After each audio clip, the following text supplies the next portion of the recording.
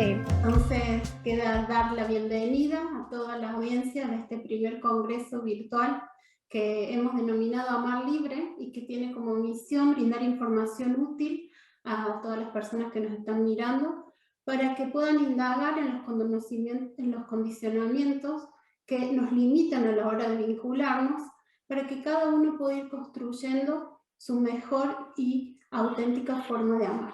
Y qué mejor para eso que contar con la presencia, el mensaje y toda la experiencia de Marta Ponce Más, que es terapeuta, es pedagoga, pero sobre todo es mediadora sistémica y trabaja justamente en ayudar, sobre todo en el momento en que un vínculo se transforma, se separa, y cómo continuar gestionando el sistema vincular que queda después de una separación.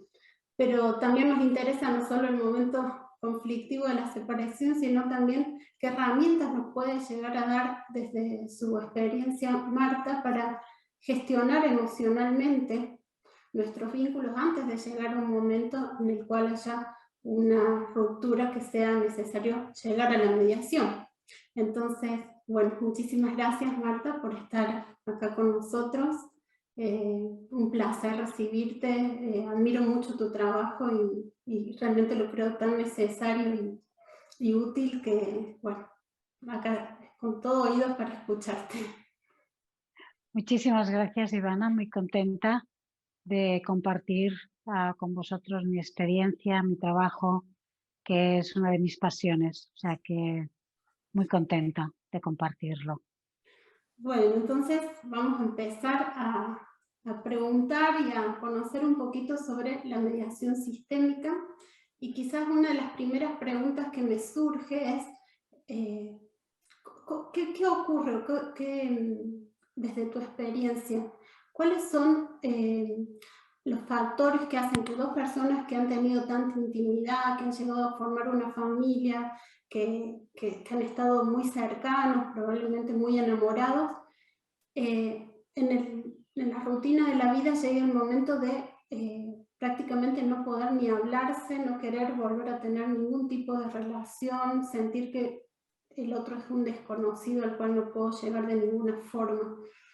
¿Qué pasa ahí en ese proceso? ¿Qué has descubierto con tu trabajo? Mira, no hay una respuesta única, ¿vale? Porque diríamos que cada familia, cada pareja es una historia, pero sí hay cosas que comparten las historias, ¿no? Y incluso experiencias que hemos podido vivir personalmente. En este sentido, el gran proceso de una pareja, yo leí una vez a Jorge Bucay, que decía que de la primera pareja que nos enamoramos de verdad, que nos enamoramos de corazón a corazón, podríamos estar toda la vida si nos trabajáramos. Y ahí está el gran kit de la cuestión, que con esa persona con que inicias un camino, tú vas evolucionando, el otro va evolucionando y puede que no evolucionemos en la misma dirección. Eso para empezar. Y después hay otro, para mí, elemento fundamental, que es la gestión de las necesidades en el marco de la pareja, ¿no? Muy probablemente en el recorrido de compartir la pareja con el otro, estamos olvidándonos en muchas ocasiones de nosotros mismos en pro del vínculo, en pro del otro, y eso genera una situación de insuficiencia, de ninguneo incluso de mis propias necesidades, y a la larga eso es insostenible. Hay un punto, el espacio de la pareja para mí es el espacio del mercado de las necesidades, y cuando ese mercado no se gestiona bien, acaba generando malestar. Y aunque nos parece increíble, llegado a ese punto en que ya no puedo sostener más esa situación en la que mis necesidades no están satisfechas, y se produce la situación de distancia con el otro y el impulso de separación, ahí se produce un mecanismo muy humano que es el de protegernos. Protegernos, ¿qué quiere decir? Entonces poner el foco exclusivamente en mis necesidades, en todo ese montón de necesidades que se quedaron insatisfechas a lo largo del tiempo compartido y que ahora hago propias y me atrinchero con ellas. Y eso genera una coraza que nos hace muy distantes del otro. Y por eso, tanto nosotros vemos un desconocido delante o el otro ve un desconocido o desconocida delante, porque estamos atrincherados detrás de una protección sobre algo que ya no podemos sostener más, ¿no? Por lo que entiendo de lo que me estás expresando, es como que en pos de sostener, digamos, el buen vínculo con la persona cercana, nos empezamos como a olvidar de nosotros mismos, y al momento de reconectar con nosotros mismos, es como que hacemos una coraza para no volver a caer en esa dilución de la individualidad que nos termina alejando de esa persona con la cual en algún momento sentíamos toda la plenitud. Y eso hace Exacto, y funciona casi como un vínculo, ¿no? Como un péndulo, perdón. Cuanto más me olvidé de mí en la relación, más me atrinchero en el proceso de separación. Porque todo el dolor acumulado en ese olvido se quiere proteger en el momento de decir basta, hasta aquí, ya no me olvido más de mí, pero con fuerza, con coraza, ¿no? Exacto. Sí, porque es realmente notable, para mí es algo muy, muy interesante de resolver, de analizar, de tratar de gestionar, que uno pierde por ahí en su red vincular las personas con las que ha logrado tener más crecimiento, nutrición, apoyo, historia en común, por este mecanismo, porque es lamentablemente lo más común, la necesidad de no ver al otro, de no escuchar, de no saber, de no ni siquiera coordinar algo mínimo, porque el dolor es tan grande que es como que uno cree desaparezca, desaparezca de la vida. Y es bastante contradictorio, ¿no? Porque sería una persona muy valiosa para conservar en nuestra red, porque ha sido fundamental en algún momento. Y en ese sentido, que la mediación es un gran espacio donde poder trabajar ese dolor del que te quieres desconectar para así recuperar la estabilidad, recuperar el centro que nos permita no tener que alejarnos de ese otro, que además en el caso de que compartimos hijos no nos vamos a poder alejar. Nos podemos alejar emocionalmente, pero no nos vamos a poder alejar vincularmente porque tenemos hijos en común, con lo cual vamos a estar unidos para toda la vida. Y ahí el proceso de mediación es un regalo porque nos ofrece un espacio donde transitar el dolor que me aleja del otro para poder recuperar el espacio común, sosteniendo ese dolor. Porque el dolor tiene muy mala prensa, ¿no? Los humanos, en cuanto sentimos algo inquietante, incómodo, poco confortable, doloroso, lo primero que hacemos es pensar cómo me lo quito, cómo acabo con esto, ¿no? Y a veces si no tenemos un espacio de acompañamiento, ese acto es tan fuerte, pulsa tan fuerte que tomamos decisiones solo para alejarnos del dolor y no a favor de la situación en la que estamos. Y eso con el tiempo tiene su factura. Con lo cual, el proceso de mediación es un espacio donde poder sostener la incomodidad, la inquietud, el dolor y a la vez trabajar en pro del siguiente paso. No en contra de lo que siento, sino en pro de lo que siento, porque muy probablemente trabajando en pro, poco a poco ese dolor va a ir aflojando. No hay mal que 100 años dure, ya lo dice el refrán, y es bien cierto, todos lo hemos comprobado alguna vez, aquello que nos parece insostenible tiene su tiempo y acaba pasando. Y si somos capaces de sostenerlo y no reaccionar excesivamente a ese dolor, podemos tomar decisiones más estables, más duraderas y con más perspectiva, que no solo quitarme esto de encima. O sea, como una fantasía de que el otro desaparezca y que desapareciendo de mi vista va a doler un poco menos o va a desaparecer el dolor. Y así funcionamos muchas veces, así incluso la cultura popular nos lo dice, ¿no? Muchas veces me suele pasar a familias que vienen a mi consulta para un acompañamiento y en los primeros encuentros me suelen decir, bueno, yo ahora lo que quiero pues es resolver esto porque yo a mi vida y él o ella a la suya. Y yo digo, bueno, pues tengo malas noticias. Eso no es así. Eso es una fantasía. No va a haber un tú a lo tuyo y yo a lo mío.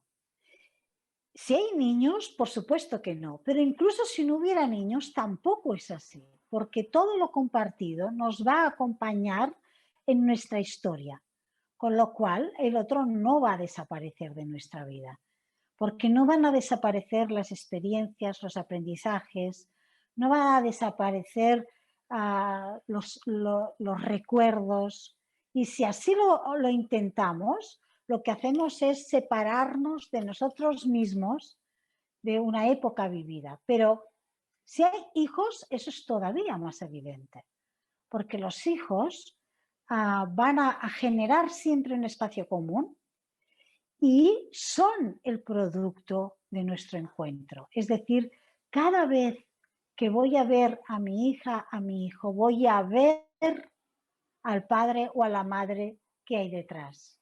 Y si yo intento no verlo, lo que hago es negar una parte de mis hijos y esto es muy doloroso para ellos.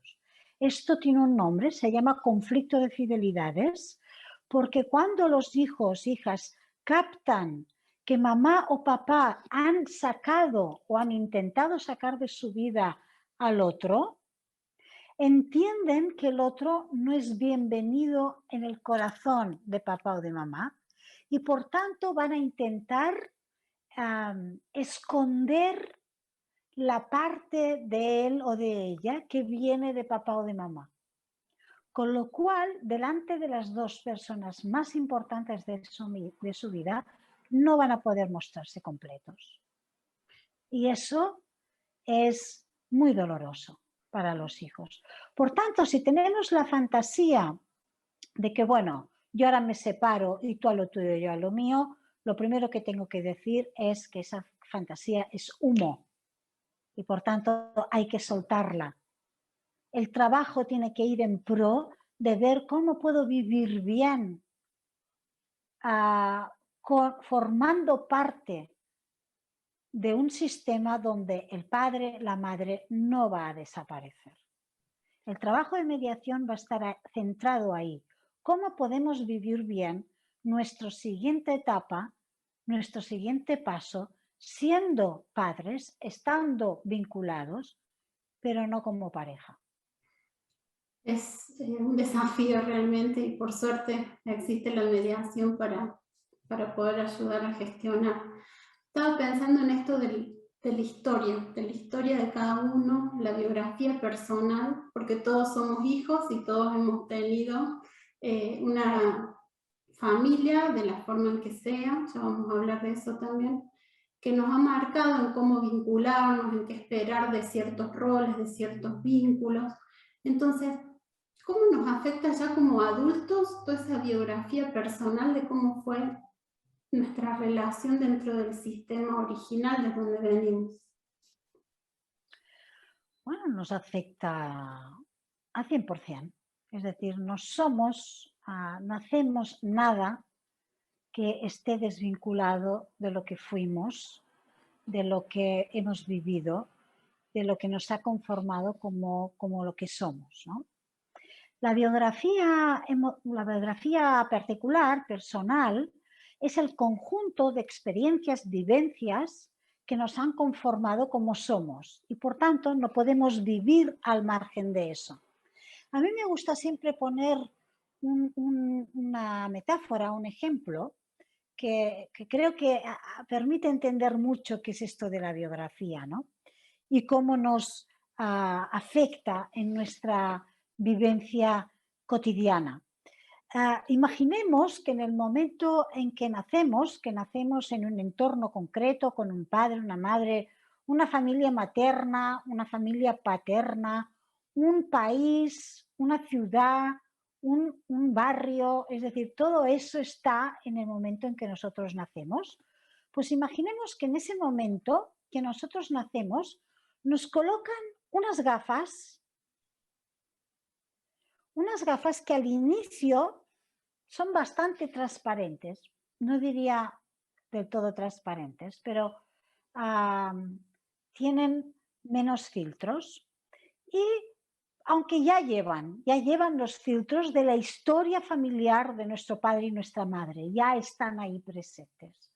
Y ahí paradigmas como las constelaciones familiares, por ejemplo, nos muestran cómo esos filtros de generaciones anteriores ya nos llegan a nosotros desde el momento del nacimiento, solo porque nuestros padres, nuestras madres estuvieron afectados ya por las historias familiares anteriores.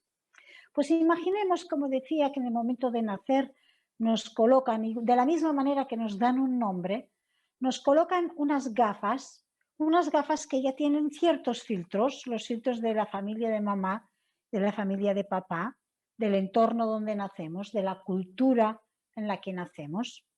Y tal como van pasando los años, esos primeros meses, los primeros años de vida, en cada historia que nuestros padres nos cuentan, en cada historia que vivimos, en cada experiencia que vivimos, se añade un suave filtro a nuestras gafas, una experiencia tras otra. De manera que llegamos a los 8 años, por ejemplo, mucho tiempo, 8 años. En 8 años, si tú piensas en tus últimos 8 años, han pasado un montón de cosas. 8 años es mucho. Y 8 años es más o menos la edad en que la conciencia autorreflexiva está más o menos madurada, no del todo, evidentemente, nos falta toda la adolescencia, pero donde el niño, la niña, empieza ya a darse cuenta de que es un sujeto individual. Hasta entonces, sobre todo los 3 primeros años de vida, el niño no distingue mucho todavía qué significa yo, qué es eso que llamamos yo, ¿no? Pero a esa edad, a los 8 años, las gafas forman tanta parte de nuestra cara que ni siquiera sabemos que las llevamos.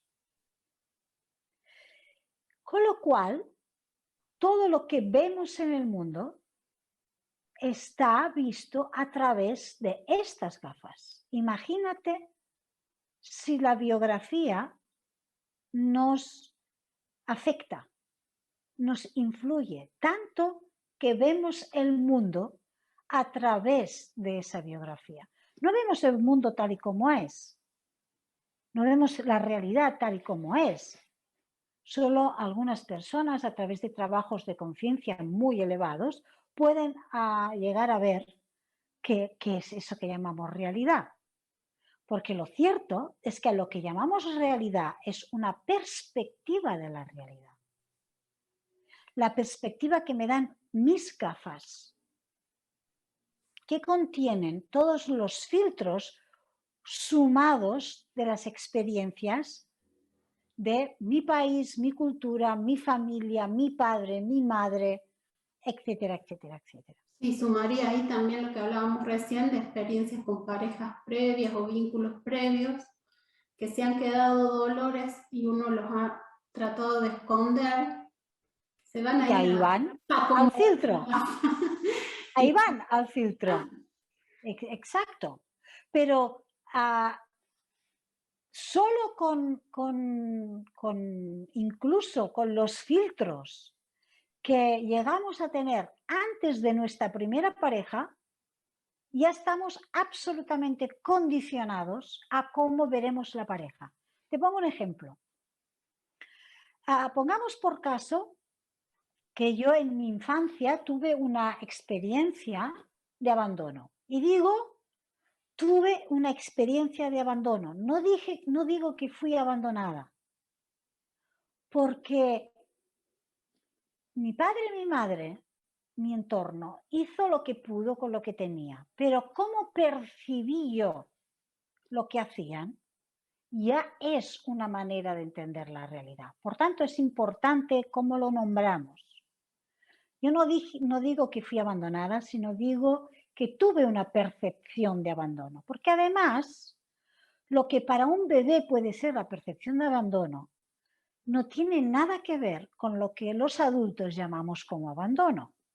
Para un bebé, no sé si tú tienes hijos, sí, pero si tienes y has tenido a tus bebés en brazos, sabes perfectamente, porque lo has podido experimentar, que el niño ante 30 segundos de retraso, cuando tiene hambre antes de ponerlo a la teta, se convierte en un drama.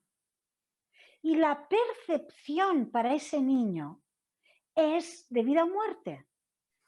Porque es tan frágil ese ser que lo que se percibe como vida o muerte son cosas que para un adulto para nada son percibidas así. Por tanto, cuando yo digo que como niña pude tener una experiencia de abandono, no significa que mi padre y mi madre me abandonaron. No hace falta que me imagine que me dejaron sola o que fui a un orfanato. No, solo hace falta que yo estuviera en la cuna llorando 3 minutos más de lo que podía soportar. Eso ya pudo ser una percepción de abandono para mí. Pues si eso fue así, y es fácil que eso pudiera pasar, eso dependerá mucho en el entorno. Por ejemplo, que yo naciera en el entorno de que mi madre tenía 2 hijos muy pequeños, hermanos míos un poquito mayores que yo, que también debía de atender. Muy probablemente que en más de una ocasión tuve la percepción de abandono, porque mi madre, que no era una superwoman, porque las superwomans no existen, hacía lo que podía con lo que tenía, ¿sí? Pero si eso fue así, eso se va al filtro, se queda ahí y genera, por ejemplo, en mi manera de relacionarme con las parejas, un excesivo control, un excesivo sufrimiento. Por ejemplo, mi pareja suele llegar a las 8:30 de trabajar y son las 8:35, no ha llegado y yo empiezo a pensar, ¿y ahora qué habrá pasado? Y esto no es normal y a lo mejor le ha pasado algo o a lo mejor está enfadado conmigo y empiezo a hacerme toda una película. Si esa película la actúo, puedo mandar un mensaje y decir, pero oye, ¿qué pasa? ¿Todo bien? El otro no me contesta y yo empiezo ya, bueno, esto es que ha pasado algo, esto es que o me quiere dejar.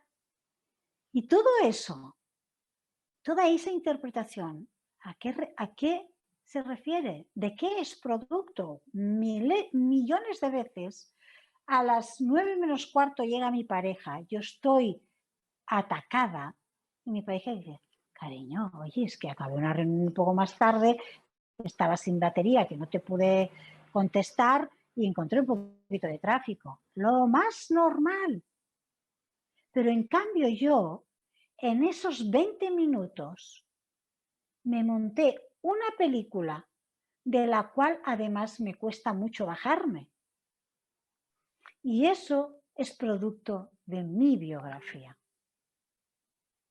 Sí, realmente es muy importante trabajarse uno para ir descubriendo esos lugares donde ha quedado dolor y poder darle luz y que no sigan generando una respuesta automática. Justamente la pregunta que sigue habla de cuando uno formula los acuerdos del día a día, los acuerdos de la vida cotidiana, en la parte económica, en los horarios, en dónde vamos a vivir, dónde vamos a ir de vacaciones, las cosas simples de la cotidianidad, cuando están atravesadas por estos miedos o dolores de la biografía de cada uno, y uno ni siquiera se da cuenta y reacciona así con esta forma automática de pensar desde el vacío, desde el abandono sufrido en otra etapa, ¿cómo impacta? ¿O cómo se podría evitar que impacte tanto en generar un acuerdo más sano donde esos miedos que aparecen no tapen todo y logremos llegar a una conciliación? Para mí aquí hay dos vías fundamentales a tener en cuenta. La primera es que sin trabajo personal es difícil no ser esclavo de los propios filtros. Con lo cual es difícil vivir una vida más plena, más amplia, si no pongo luz a esos filtros, si no conozco cómo me ha afectado mi propia biografía. Por tanto, creo que a partir de cierta edad es casi receta obligatoria hacer un proceso personal y ver qué me pasa, por qué reacciono así, a qué responde, porque muchas veces ni siquiera nosotros lo conocemos ni nos sorprendemos de nosotros mismos. Somos esclavos, en realidad, esclavas de la inconsciencia de nuestra biografía, no de nuestra biografía. Porque no es necesario en un proceso curar, yo no estoy de acuerdo en eso, sino vivir bien con lo que soy. Porque no vamos a cambiar quién somos, no vamos a cambiar nuestra historia, nuestros padres, nuestras madres, las experiencias vividas. Eso no lo vamos a cambiar. Pero si ponemos luz a cómo fue, yo lo conozco mejor, sí lo puedo gestionar mejor y por tanto puedo vivir mejor con lo que soy. Por ejemplo, volviendo, y luego te contesto a la otra parte, pero volviendo al ejemplo de mi pareja que llega tarde y yo me inquieto. Si yo me conozco lo suficiente para saber que hay en mí una herida de abandono, que en momentos en que el otro no está presente, llega tarde, se dispara, sé que esas cosas me hacen reaccionar, la tocan, yo puedo notarlo y puedo acompañarme a mí misma en mi propia reactividad. Y puedo notar que me estoy alterando y decir, bueno, respira, a lo mejor han pasado cosas, no estoy viéndolo desde una perspectiva muy concreta, tranquila, veremos, deja pasar el tiempo. Es decir, abro un poco más de espacio desde mi conciencia para que eso que está pasando no produzca tanta reactividad. Eso va a seguir pulsando en mí, pero si yo no actúo en función de eso ya es muy liberador. Si lo conozco, lo puedo gestionar de una manera mucho más consciente, de manera que en ese momento que se activa, yo me puedo acompañar a mí misma, porque la que sufrió la herida era una bebé, era una niña, pero ahora ya no soy una bebé. Ahora soy una mujer adulta que puede acompañar esa parte que sufrió y decirle tranquila, no pasa nada, seguro que se le ha hecho tarde, seguro que esto tiene una explicación, no te inquietes, respira y darle más amplitud acompañando esa herida de manera que no hace falta entonces reaccionar, no hace falta entonces escribir el mensaje que te pasa, por qué no llegas, aunque la vivencia interna es la misma. Pero si yo la conozco, puedo hacerme cargo de esa vivencia interna. Por tanto, lo que decía, hay dos líneas. Primero de todo, el trabajo personal de cómo yo me hago cargo de mis propias heridas y la reactividad con mi propia biografía. Y luego, para mí, hay otro camino. Y es que todo ese pacto en lo cotidiano, en el día a día, debe estar atravesado por una mirada consciente hacia las necesidades. Porque muchas veces esos acuerdos sobre el día a día están hechos sobre todo desde el ideal, desde lo que yo creo que debe ser, pero que no atiende las necesidades básicas, las necesidades básicas de todo el sistema. Yo ahí, cuando trabajo con familias, siempre digo que una de las situaciones más importantes a atender es el mercadeo de las necesidades. Porque en cuanto se encuentran más de dos personas conviviendo y llevando la vida de una manera compenetrada, en contacto, en vínculo, se ponen en marcha a jugar las distintas necesidades de los distintos elementos. Y por tanto, para co-construir acuerdos, lo más importante es poner una mirada a cuáles son las necesidades que están vivas en cada una de las situaciones. Por ejemplo, tú decías, ¿cómo llegamos a acuerdos sobre las vacaciones? Muy bien, pues cuando yo me siento con mi familia para ver qué vamos a hacer en vacaciones, en lugar de estar solo aquí, yo creo que deberíamos hacer algo juntos, creo que deberíamos hacer algo cultural que nos enriquezca. Todo eso son ideas. Puedo preguntarme y puedo preguntar qué necesidades están vivas en el tema de las vacaciones.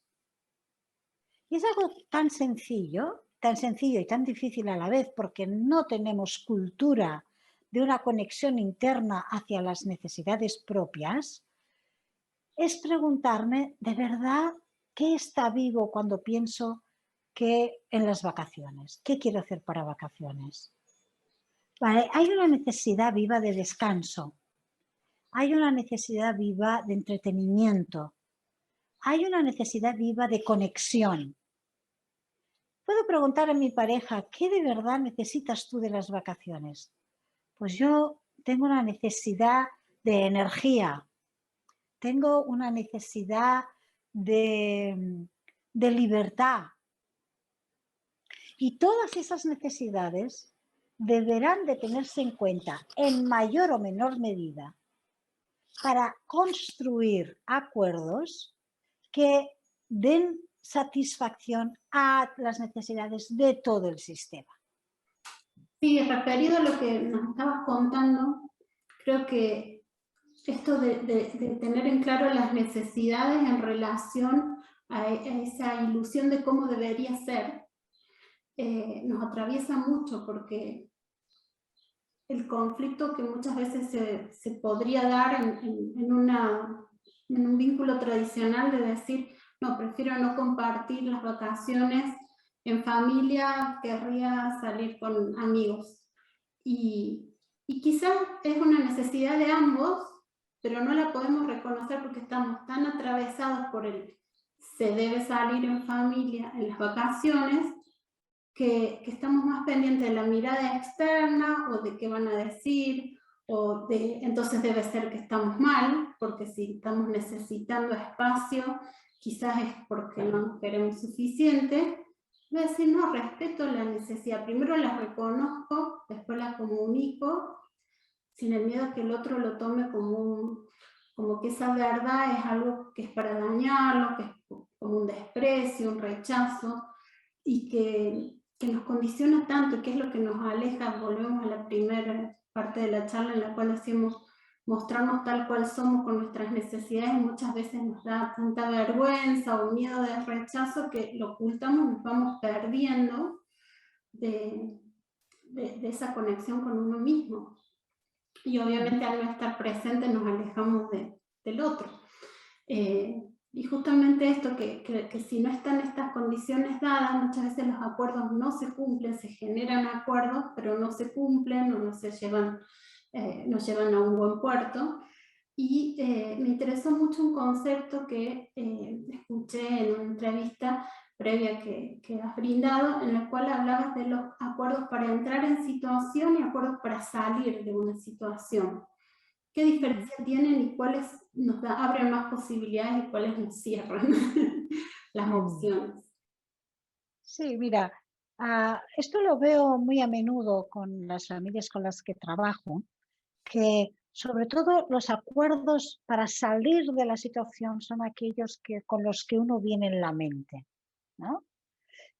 Y son propuestas, son acuerdos para acabar lo más pronto posible. Es un poco lo que decíamos muy al principio de la entrevista, que el dolor, si no lo puedo sostener, promueve, impulsa acciones para acabar con el dolor. Y tomar y llegar a ciertos acuerdos muchas veces es la forma en la que estoy encontrando para acabar con esto lo más pronto posible, ¿no? Con el dolor que siento, la inseguridad, la inquietud. Y esos son los acuerdos que yo llamo para salir del paso.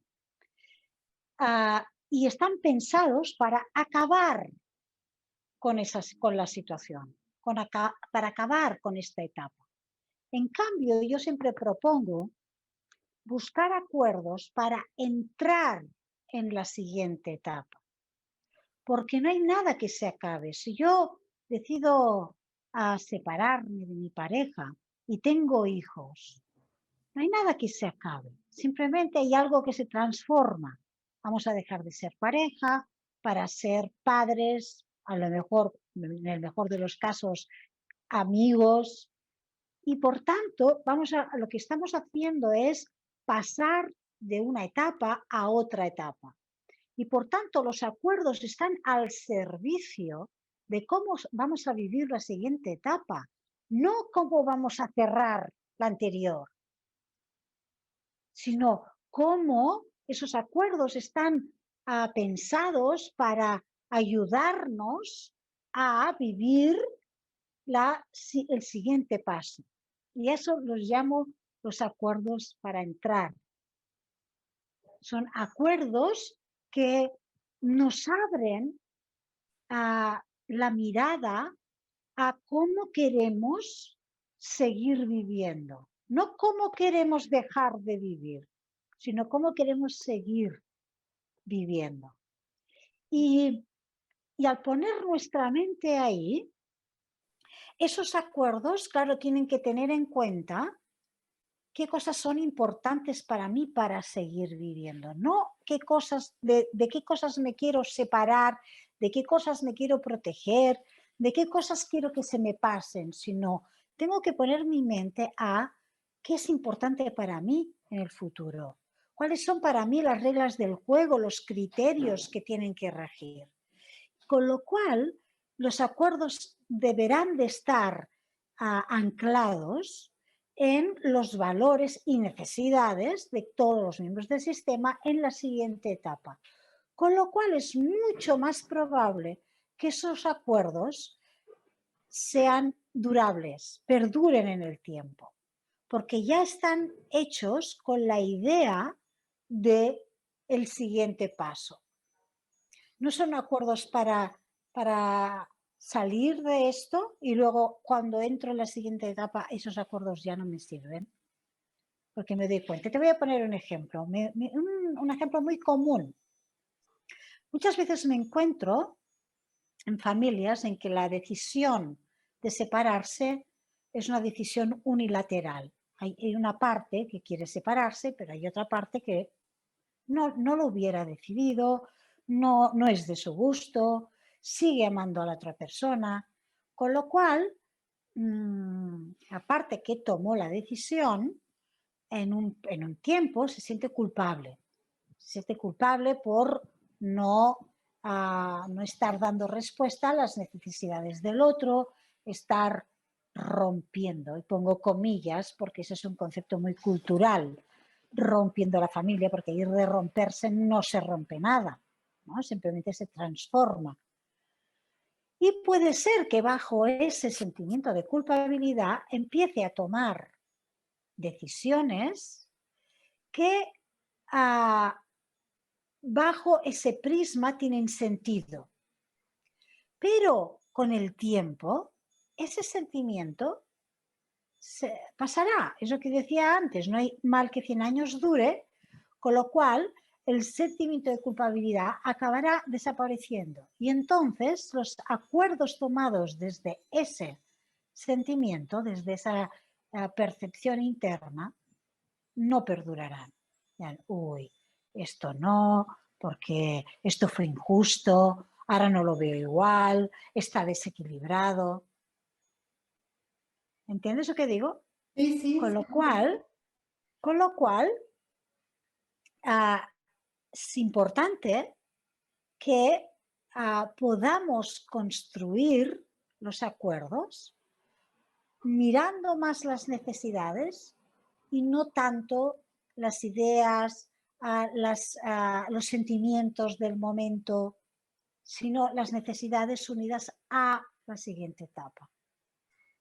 Sí, realmente creo que uno de los pilares de todo, de sostener un sistema vincular es poder gestionar las distintas intensidades y, y tiempos emocionales de cada uno de los individuos que están en ese sistema, porque todos vamos procesando información, creciendo, aprendiendo de formas diferentes, y sí estamos vinculados, pero no son los mismos ritmos. Entonces, realmente hace falta herramientas, como en este caso la mediación, porque me interesa mucho el tema de la separación, pero también me interesa mucho cómo se podrían incluir esas herramientas en un sistema vincular que no está en crisis para evitar llegar a la crisis, para cada vez que sea más rico, que sea más saludable para todos, que esté equilibrado, como decíamos recién, ese sistema vincular, y que todas estas diferencias entre los ritmos emocionales de cada uno de los integrantes no termina repercutiendo negativamente en que se termine destruyendo ese sistema vincular. Sí, sí, en este sentido, todas las herramientas que hemos comentado hasta ahora, tener en cuenta todo el sistema, mirarlas, enfocar bien a las necesidades, estamos poniendo ejemplos de familias que están en proceso de separación, pero sirve para cualquier familia, porque, y cada vez más yo me encuentro, por suerte, la conciencia personal es cada vez más amplia y cada vez más vienen a mi consulta familias que no están en un proceso de separación, sino que quieren poner conciencia y luz a cómo pueden relacionarse, cómo pueden organizarse de una manera que atienda el bienestar de todo el sistema. Y a veces acompaño familias en procesos de reorganización familiar, es decir, cómo nos vamos a organizar para que la percepción de equilibrio, de estabilidad, de seguridad, de protección esté presente para todos los miembros del sistema. O incluso, y creo que tiene mucho que ver con el congreso que tú estás promoviendo, nuevos modelos de pareja cada vez más necesitan de una gestión mucho más consciente. Y todas estas herramientas de las que hemos hablado son muy útiles en esas situaciones, porque en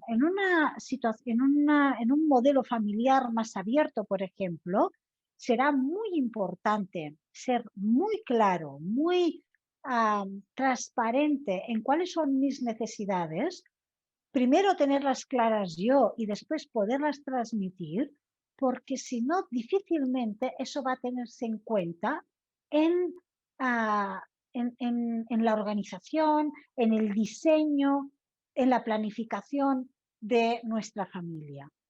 Es decir, para que una familia pueda funcionar de una manera armónica, necesita de todo este trabajo de conciencia de las necesidades. Y en ese sentido, el paradigma de Marshall Rosenberg, esto que te decía, el modelo de la mediación sistémica, una de sus patas es la comunicación no violenta desde la perspectiva de Marshall Rosenberg, que nos ofrece herramientas como la escucha empática, la expresión empática y la autoempatía, es decir, la conexión con las necesidades del otro, escucha empática, la conexión con mis propias necesidades, expresión empática y autoempatía.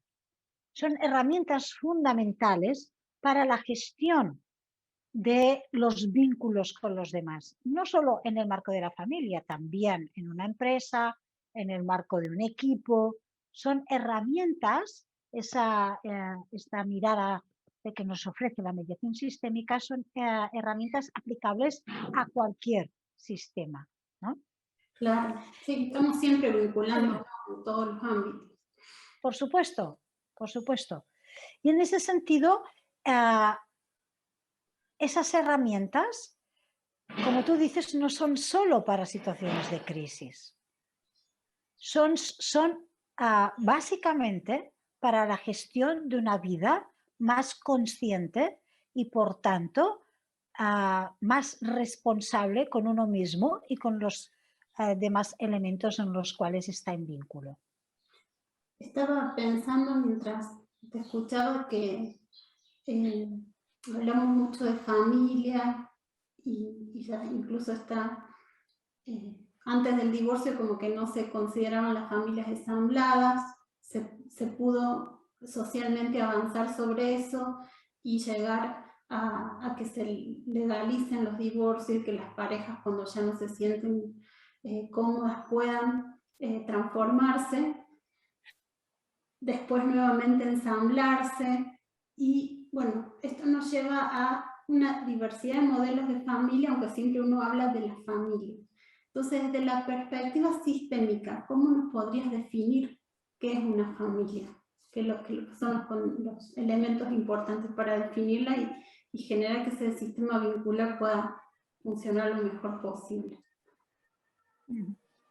Desde la perspectiva sistémica, y no voy a hablar de teoría general, sino de mi manera de entenderla, la familia sería el sistema formado por personas vinculadas a través del vínculo del amor. Y porque en ese sentido podemos notar que, por ejemplo, con hijos adoptados, ¿no? Si restringimos el vínculo al vínculo biológico, ¿qué pasa entonces con los hijos adoptados? ¿O con los niños acogidos? ¿No forman parte de nuestra familia? ¿No les nombraríamos entonces familia? Y son cosas que me pregunto, tampoco tengo absoluta claridad en esto, porque la sociedad es tan cambiante que nos ofrece, nos ofrece cuestiones que todavía están por mirar más de cerca, ¿no? Pero yo que hace años que trabajo en constelaciones familiares, vemos que el sistema familiar se define básicamente por el vínculo del amor. Con aquellas personas con las que me vinculo desde el amor forman parte de lo que nombraríamos culturalmente familia, ¿no? Y eso abre... Me parece maravillosa la definición porque coincido que es así. Bueno, en mi caso particular, mi hijo tiene muchos tíos que son del amor, de la relación cercana y el cariño inmenso de esos vínculos a través de la vida que generan esa relación que uno le pondría un rótulo de tío, por ejemplo, tía. Y Y creo que ahí es donde está el punto, donde está también la potencia, porque si estamos todos relacionados del amor, volver a ese núcleo nos va a permitir justamente sacar la energía para ponerla a este trabajo de comunicarnos mejor, escucharnos, hacer estas reflexiones profundas sobre nuestra historia y cómo está impactando mis miedos sobre mi relación con las distintas personas que me estoy vinculando. Y ese amor que también uno tiene por los más pequeños, para que lo pasen lo mejor posible y no se estén atravesando por mis miedos y les llegue todo eso sin trabajar a impactar negativamente en sus futuras relaciones también. Creo que es muy, muy valioso lo que acabas de decir. En ese sentido, creo que lo que llamamos familia, que más técnicamente podríamos llamar sistema familiar, lo que desea profundamente para estar armónico es transparencia. Es decir, nombrar con claridad quién es quién y cómo forma parte, porque sabemos que, nos decía Bert Hellinger, ¿no? Los 3 órdenes del amor que llamaba él. El orden de pertenencia, el orden de dar y recibir, el equilibrio entre dar y recibir, y el orden de jerarquía, el orden de llegada. Y si miramos bien esos 3 órdenes, lo que nos dicen es que lo importante para un sistema, para mantenerse armónico, es que seamos claros y transparentes con lo que hay dentro del sistema. Por ejemplo, en las familias ensambladas, que tú las nombrabas, es una de las grandes dificultades. Que también porque todavía no tenemos cultura, a veces no tenemos ni palabras para nombrar cosas nuevas que aparecen, que no tenemos todavía en la historia. Y entonces usamos palabras que no acaban de nombrar exactamente la cosa. Y eso produce opacidad. Y la opacidad genera malestar. Por ejemplo, yo cuando trabajo con familias ensambladas, que cada vez lo hago más, que muchas vienen porque es un reto, es realmente un reto, no solo a nivel organizativo, a nivel de gestión emocional, a muchos niveles, ¿no? Les digo, y por ejemplo me preguntan, ¿está bien que los niños le llamen mamá o papá al que no es ni mamá ni papá? Digo, mira, más allá de si está bien o no, que sería una cuestión moral, es qué efecto tiene. Si el niño sabe y dejamos claro que no es su mamá ni su papá, que su mamá y su papá son estos, lo puede llamar como quiera, pero tiene que estar claro quién es quién, porque la confusión, la opacidad es lo que produce malestar. Por tanto, vamos a tener que ser creativos cada vez más para ir buscando palabras, conceptos que pongan nombre a los nuevos modelos para que nos ayuden a ser lo máximo de claros y transparentes, porque eso es lo que nos puede ayudar a ser estar más tranquilos, ser más felices y, sobre todo, a acompañar a los elementos más frágiles del sistema, los niños, a vivirlo de una manera más en paz, ¿no? Sí, estaba pensando mientras hablamos de que por ahí son cosas nuevas o por ahí son cosas que siempre se han hecho así en opacidad y que estamos en un buen momento para darles un poco de luz. Muchas familias de hace 100 años le decían mamá a la mujer más grande de la casa, sabiendo que en realidad por ahí era abuela o era tía de algunos de los que la llamaban mamá, y eso tiene una repercusión después en la estructura familiar y vincular muy fuerte, y simplemente no se hablaba. Entonces bueno, todo esto de las constelaciones, que es, bueno, lo traigo a la luz y lo aclaro. Sí, yo lo puedo decir mamá, pero sé que en realidad es mi abuela o es mi tía, Exacto. ordena y da esa claridad para que los miedos estén donde tienen que estar y no invadan, no invadan todo el Mm, sistema. Eh, así es. es muy, muy interesante realmente. Eh, y bueno, y para darle un final feliz, un final feliz a esta charla, quería que por favor nos compartas así algunos ejemplos, algunas anécdotas de casos graves que te tocó trabajar y en los cuales sentiste que esta mediación sistémica en la que apoyaste permitió que eso fluya de otra manera y se transforme a un sistema equilibrado. Eh, no sé, algún ejemplo que nos quieras compartir, creo que siempre ayuda como para dar esperanza de que sí se puede. Mm. Mira, más que un ejemplo concreto, como hace muchos años que trabajo acompañando, me gustaría compartir diferentes patrones o diferentes modelos de casos, ¿no?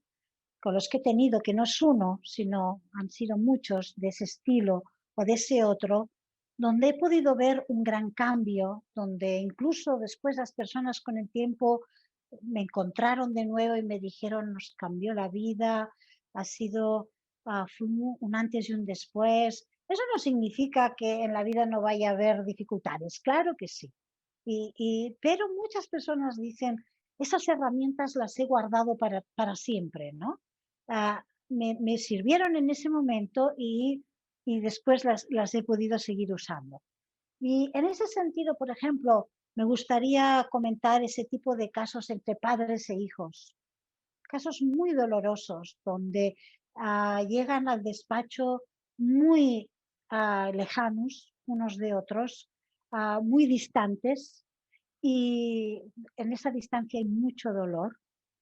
Y el espacio de mediación, el proceso nos da un tiempo para permitir ver al otro de otra manera y recuperar la conexión con el amor, porque el amor no se pierde nunca, nunca. Y incluso en parejas que se separan, yo les digo siempre, ojalá andéis lo suficiente para un día volveros a mirar con el amor que os habéis tenido. Porque ese amor no desaparece. Simplemente se transforma, cambia, dejas de ver al otro como la pasión y lo ves como ese amigo con el que compartiste esto, lo otro, de más allá. En ese sentido pensaba en estos casos donde la distancia entre padres e hijos se ha ido haciendo grande y ha producido un dolor tan, tan fuerte que para protegerse hay una coraza tan grande que parece insalvable. Y que si no tienen la oportunidad de caminar en un proceso que baje un poco las corazas y permita reconectarse desde el amor, a lo mejor se pierden años de separación, de padres e hijos que no se hablan, que padres que pierden el contacto, que luego dejan de tener, no, pierden el regalo de los nietos, situaciones muy dramáticas y que puedo ver en un proceso de un tiempo acompañados, como eso que parecía insalvable, incluso que llegan al despacho diciendo, creo que esto no va a funcionar, pero es nuestra última salida, y al cabo de unos meses dicen, wow, parecía imposible, parecía impensable. Y es un camino. Yo puedo acompañar a esas familias durante un trayecto y luego les va a quedar un camino por hacer muy probablemente y siempre van a tener que estar ahí revisando. Pero la ruptura, el precipicio se salvó y eso para mí es muy gratificante, ¿no? Ese tipo de casos. Otro tipo de casos muy clásico, el de la separación con hijos, ¿no? Hijos que sufren muchísimo. Yo he podido hablar con hijos de padres separados de años que tuvieron una separación muy dolorosa y que han sufrido mucho. ese desamor, ese constante reproche del padre hacia la madre, de la madre hacia el padre, y los hijos son la cancha, son el espacio donde todo eso se produce. Por tanto, el proceso de mediación donde esos padres pueden reconectarse desde el respeto, desde la cordialidad, eso cambia la vida no solo de ellos, sino de los hijos con los que van a seguir compartiendo la vida, ¿no? Y por muchas cosas, no solo porque les ofrecen entonces un espacio mucho más amable donde vivir, sino también porque les ofrecen un modelo de cómo gestionar los conflictos. Y les ofrecen el modelo que ante todo es importante buscar la manera de que el respeto esté presente en las relaciones con el otro, que la escucha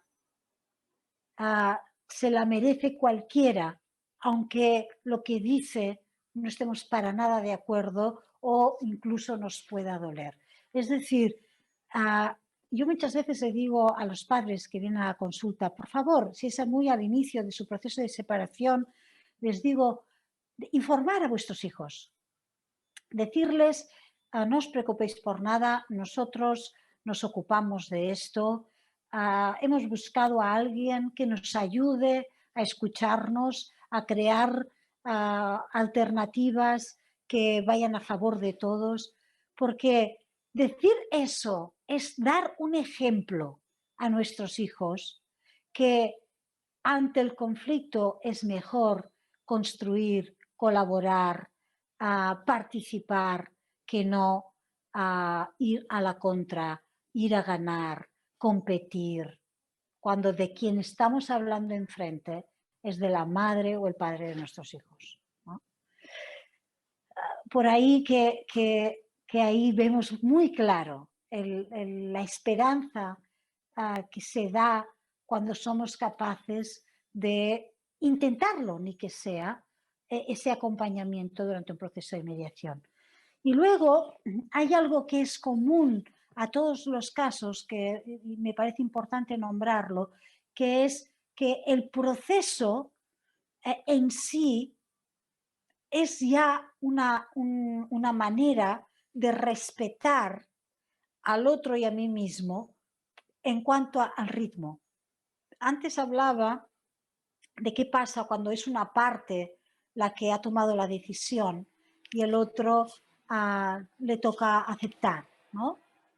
El proceso de mediación es el ámbito más respetuoso y amoroso con el ritmo de todos, porque va a permitir, por un lado, a quien ya ha tomado la decisión, a empezar a poner su mente en la planificación, en la construcción de esa siguiente etapa, pero a la vez va a permitir al que no ha tomado la decisión tomarse el tiempo, gracias al espacio de mediación, para digerir esa decisión que no es de su gusto.